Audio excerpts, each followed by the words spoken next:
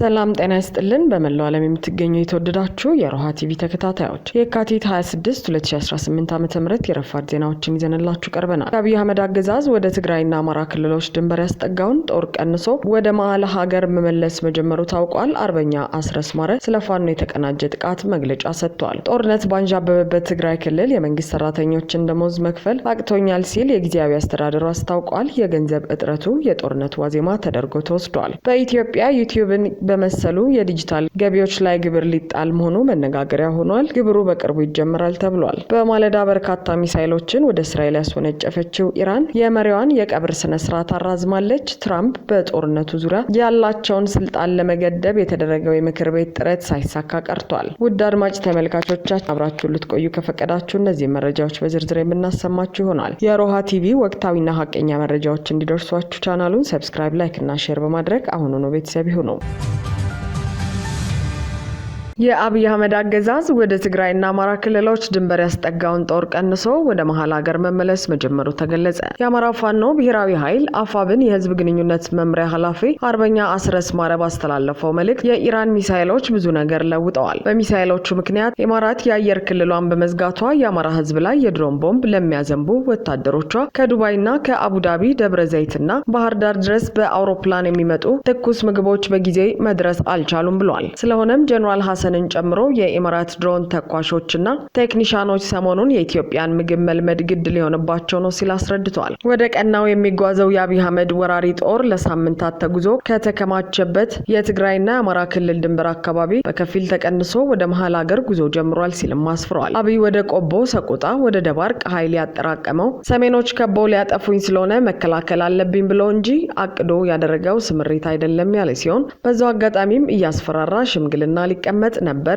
ሰሚ ጠፋ ብሏል። አሁን ከምርኮ የተረፈውን ሰራዊቱን እያንከራተተው ነው። ሰውየው ሀገርና ኮሪደር ሰራዊትና አራዊት ተማቶበታል በማለትም አስፍሯል። አሰብም ወደ ሀሳብ ተለውጧል። የቀይ ባህር ምኞትም እንደ ጉም ተኗል። ጌታቸው ረዳ፣ ደመቀ ዘውዱ፣ ሜላት ኃይሉና አገኘው ተሻገር የተባሉ አገልጋዮቹን በአንድ መዝገብ ልደታ ከፍተኛ ፍርድ ቤት ላይ ያገናኘው አብይ አህመድን አምኖ የሚከተል ሁሉ እጣ ፈንታው መክሸፍ ብቻ ነው ሲል አብራርተዋል። ይህ በእንዲህ እንዳለ ፋኖ በአምባሰልና በደላንታ ግንባሮች በወሰደው የስቦ መምታት የጦር ታክቲክ እርምጃ 42 ያገዛዙ ወታደሮችን ሙትና ቁስለኛ በማድረግ ድል ተቀዳጅቷል። የፋኖ አባላቱ ያገዛዙ ወታደሮችን ወደ አምባሰልና ደላንታ ግንባሮች ስበው ካስገቡ በኋላ 360 ዲግሪ በመክበብ እንዳይወጡና እንዳይሸሹ ዙሪያ ገባውን ዘግተው ዶጋመድ እንዳደረጓቸው ነው የተገለጸው። በስቦ መምታት የጦር ታክቲክ ውጊያ ሙትና ቁስለኛ ከተደረጉት ያገዛዙ ወታደሮች መካከል የጠላት ኃይል አሉኝ በሚል የሚተማመንባቸው የብሬንና የስናይፐር ተኳሾችን ጨምሮ የሻምበል አዛዦች እንደሚገኙበት ታውቋል። በተመሳሳይ በሸዋ ሳሲት ግንባር በተደረገ ተጋድሎ ከ3 ተሽከርካሪ በላይ ያገዛዙ አየር ወለድ ኮማንዶዎች ተደምስሰዋል። መነሻቸውን ከመንዝ ሞላሌ፣ ከሰላ ድንጋይ፣ ከተጉለትና ከጣርማበር አድርገው ለዘረፋና ንጹሃንን ለመጨፍጨፍ ወደ ሳሲት ግንባር ከተንቀሳቀሱ 16 ተሽከርካሪ ሙሉ ያገዛዙ አየር ወለድ ኮማንዶዎች መካከል በ3ቱ ተሽከርካሪ ተሳፍረው በነበሩ ወታደሮች ላይ ከባድ እርምጃ ሲወሰድ ቀሪው ኃይል ተደናግጦ ብትንትኑ መውጣቱ ተመላክቷል። በውጊያው ከተገደሉት በተጨማሪ ክፉኛ የቆሰሉት ዛሬ ማርፈጃውን በተሽከርካሪ ተጭነው ወደ ደብረ ብርሃንና ሰላ ድንጋይ መወሰዳቸው ታውቋል። በሌላ በኩል የአማራ ፋኖ ብሔራዊ ንቅናቄ ሰሜን አማራ ቀጠና በላይ ዘለቀ እዝ ዳግማዊ ቴዎድሮስ 5ኛ ኮር አካል የሆነው የግዙፉ ጎንደር የበጋሻው ክፍለ ጦር አሃድ የሆኑት ይታየው እና ምስጋናው አጣኔ ብርጌድ አባላት በጥምረት የካቲት 25 2018 ዓ.ም ከቀኑ 9 ሰዓት ጀምሮ እስከ ምሽቱ 4 ሰዓት ድረስ በገደብዬ ከተማ ዙሪያ ደራ በተባለ ቦታ ላይ ከፍተኛ ተጋድሎ በማድረግ ያገዛዙን ኃይል አይቀጡ ቅጣት ቀጥተውታል። ጎንደር የበጋሻው ክፍለ ጦር በዘመቻ አርበኛ ማንዴላ ያዩ ስም እየተደረገ ባለው ዘመቻ ንቁ ተሳትፎ በማድረግ ጠላትን በመደምሰስና በመማረክ ከፍተኛ ድል እያስመዘገበ ይገኛል። ጦርነት ባንዣበበበት ትግራይ ክልል የመንግስት ሰራተኞችን ደሞዝ መክፈል አቅቶኛል ሲል የጊዜያዊ አስተዳደሩ አስታወቀ። የትግራይ ክልል ጊዜያዊ አስተዳደር የካቲት 24 2018 ዓ.ም ጽፎ ለመንግስታዊ መስሪያ ቤቶች ባሰራጨው ሰርኩላር ከያዝነው የካቲት ወር 2018 ዓ.ም ጀምሮ ለመንግስት ሰራተኛ የሚከፈል ገንዘብ እንደሌለ አስታውቋል። ጊዜያዊ አስተዳደሩ የመንግስት ሰራተኞች ወራዊ ደሞዝ መክፈል ያቆመው ከፌዴራል መንግስት በጀት ስላልተለቀቀለት መሆኑን እንደ ምክንያት ጠቅሷል። የሰራተኛ መንግስት ወራዊ ደሞዝ መቼ መከፈል እንደሚጀምር በደብዳቤ አስታውቃለሁ ብሏል ጊዜያዊ አስተዳደሩ። ካለፈው ወርሃ ጥር 2018 ዓ.ም ጀምሮ በከፊል የተከፈለው ወርሃዊ የመንግስት ሰራተኛ ደሞዝ በያዝነው የካቲት ወር ሙሉ በሙሉ መከፈል መቆሙን ይፋ አድርጓል። ህወሓት የተመሰረተበትን 51ኛ ዓመት የካቲት 11 ባከበረበት ወቅት በትግራይ ያለው የገንዘብ እጥረትን አስመልክቶ በወጣ ዘገባ ችግሩ መባባሱ መገለጹ ይታወሳል። ከመቀለ ውጪ ባሉት ከተሞች ከታህሳስ ወር፣ በመቀለ ደግሞ ከጥር ወር አጋማሽ ጀምሮ በባንኮች የተከሰተው የጥሬ ገንዘብ እጥረት በእጅጉ ተባብሷል ተብሏል። በተለያዩ ባንኮች በተደረገው የቲግቫ ምልከታ የጥሬ ገንዘብ አቅርቦት የሚባል አልነበረም። ለቆጣቢ ደንበኞቻቸው እስከ 1000 ብር ሲሰጡ የሰነበቱት ጥቂት ባንኮች ሳይቀር ካዝናቸው ተሟጦ የለንም ሲሉ ተደምጠዋል። በዚህም በተገልጋዮችና አገልጋዮች መካከል አላስፈላጊ የቃላት ምልልሶች እንደሚስተዋሉ ተመላክቷል። የአንዳንድ ባንክ ሰራተኞች ጥሬ ገንዘብ አላቸው ወደሚሏቸው ነጋዴዎች ጥሬ ገንዘብ እንዲያስገቡ ሊያግባቧቸው መሰማራታቸው ተመላክቷል። የጊዜያዊ አስተዳደሩ ፕሬዝዳንት ታደሰ ወረደ ባለፈው ጥር 2018 ዓ.ም ጥሬ ገንዘብ ከባንክ አውጥተው ያከማቹ ግለሰቦች ላይ አስተዳደራቸው እርምጃ እንደሚወስድ በአደባባይ ቢያስጠነቅቁም እስካሁን በተግባርና በተጨባጭ የታየ ነገር የለም። በርካታ የክልሉ የመንግስት ሰራተኞች የጥር ወር ደሞዛቸው እንዳልተከፈላቸውም ገልጸዋል። የውስጥ ገቢ ያላችሁ መስሪያ ቤቶች ከገቢያችሁ ውጪ በማድረግ ክፈሉ የሚል የቃል ትዕዛዝ ከሚመለከታቸው የክልሉ የበላይ ኃላፊዎች የሚሰጥ ትዕዛዝ እንዳለ መረጃዎች ያሳያሉ። የውስጥ ገቢ በሌላቸው የመንግስት መስሪያ ቤቶች የሚሰሩ ሰራተኞች እስካሁን ባልተከፈለው ወርሃዊ ደሞዝ አስቤዛ መግዛት፣ የተማሪና ሌሎች ወርሃዊ ወጪዎች መክፈልና መሸፈን አቅቷቸው ግራ ተጋብተው እንደሚገኙ ዘገባው ጠቅሷል። አብይ አህመድ ትናንት ባደረጉት ንግግር በህወሓት አሳበው በትግራይ ጦርነት ለመክፈት መዘጋጀታቸውን መግለጻቸው ይታወቃል።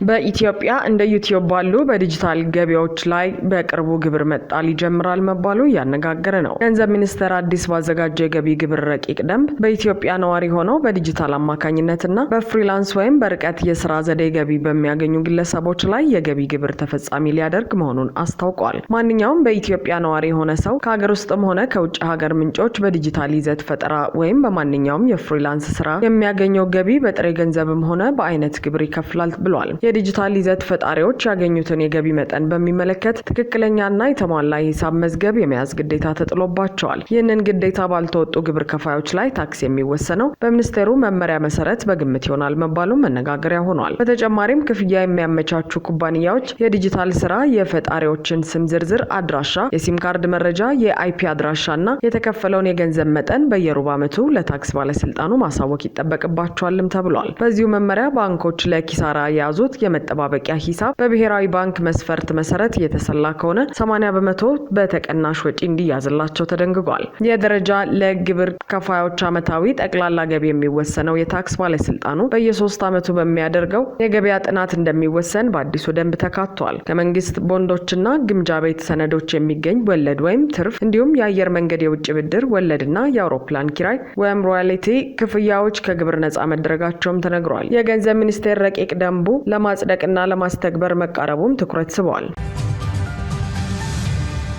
በማለዳ በርካታ ሚሳኤሎችን ወደ እስራኤል ያስወነጨፈችው ኢራን የመሪዋን የቀብር ስነ ስርዓት አራዘመች። ዛሬ ሐሙስ ማለዳ ኢራን በርካታ ሚሳኤሎችን ወደ ግዛቱ ማስወንጨፏን የእስራኤል ጦር አስታውቋል። ኤኤፍፒ በሰው ላይ የደረሰ ጉዳት ስለመኖሩ የተገለጸ ነገር እንደሌለ የሀገሪቱን የድንገተኛ ጊዜ አገልግሎትን ጠቅሶ ዘግቧል። የዜና ወኪሉ በ2 ሰዓታት ልዩነት ውስጥ 3 የማስጠንቀቂያ ደውሎች መሰማታቸውን እንዲሁም በኢየሩሳሌም ፍንዳታዎች እንደነበሩ ዘግቧል። የእስራኤል ጦር ከዚያ በኋላ ሰዎች ከገቡባቸው የደህንነት መጠበቂያ ስፍራ እንዲወጡ አዟል። አሜሪካና እስራኤል የሚፈጽሙትን ጥቃት አጠናክረው በቀጠሉበት በአሁኑ ጊዜ የኢራን ባለስልጣናት የጠቅላይ መሪያቸውን አያቶላ አሊ ሀሚኒን የቀብር ስነ ስርዓት ወደ ሌላ ጊዜ አስተላልፈዋል። የኢራን እስላማዊ የፕሮፓጋንዳ ማስተባበሪያ ምክር ቤት ኃላፊ የሆኑት ሰይድ ሞሁሴን ታስኒም ለተባለው ዜና ወኪል እንደተናገሩት የቀብር ስነ ስርዓቱ አመቺ ጊዜ እስኪፈጠር ድረስ እንዲዘገይ መደረጉን ገልጸዋል። ረቡዕ ተጀምሮ ለ3 ቀናት ይቆያል ተብሎ የነበረው የአያቶላ አሊ ሀሚኒ ቀብር እንዲዘገይ የተደረገው በርካታ ህዝብ መሪውን ለመሰናበት ባለው ፍላጎት ለታዳሚው የሚበቃ የጸሎት ስፍራ ለማዘጋጀት እንደሆነ አንድ ባለስልጣን ተናግረዋል። የሀሚኒን ቀብር ተከትሎ ተተኪያቸው ይፋ እንደሚሆን እየተጠበቀ ሲሆን በመሪው ምርጫ ላይ ውሳኔ የሚሰጠው ከፍተኛው የሃይማኖትና ፖለቲካዊ ምክር ቤት የሚሰበስቧቸው ስፍራዎች ጥቃት እንደተፈጸመባቸው ተዘግቧል። ነገር ግን አንድ የምክር ቤት አባል ጉባኤው የአያቶላ አሊ ሀሚኒን ተተኪ ለመወሰን ተቃርቧል በማለት ተናግረዋል። በእንዲህ እንዳለ በኢራን የሚካሄደው ጦርነት ላይ የፕሬዝዳንት ዶናልድ ትራምፕ ስልጣንን ለመገደብ ያለመ በሁለቱ ፓርቲዎች የቀረበው የውሳኔ ሀሳብ ተቀባይነት ሳያገኝ ቀርቷል። የፕሬዝዳንት ትራምፕ የሀገራቸውን ምክር ቤት ፈቃድ ሳያገኙ ወታደራዊ እርምጃ እንዳይወስዱ ለመከልከል የታሰበ የውሳኔ ሀሳብ በ53 ተቃውሞ ውድቅ ሲሆን የደገፉት 47 መሆናቸው ተመላክቷል። ዴሞክራቶች ትራምፕ የአሜሪካ ምክር ቤትን ስልጣን ወደ ጎን ገፍተዋል በሚል ተችተዋል። በምክር ቤቱ ውስጥ ያሉ አብዛኛዎቹ የትራምፕ ፓርቲ አባላት የውሳኔ ሀሳቡን የተቃወሙት ሲሆን ነገር ግን ጦርነቱ በሚመጡት ሳምንታት እየሰፋ የሚሄድ ከሆነ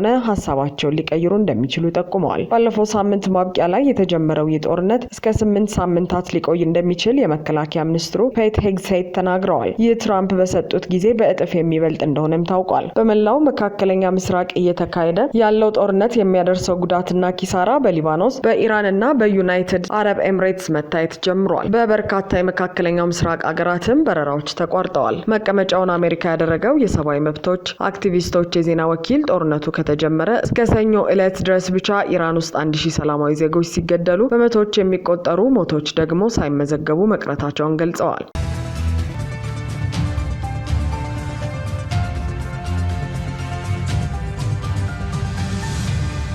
አድማጭ ተመልካቾቻችን የሰዓቱ የሮሃ ቲቪ ዜናዎች የተከታተላችኋቸውን ይመስሉ ነበር። አብራችሁን ስለነበራችሁ ከልብ እናመሰግናለን። ሰላም።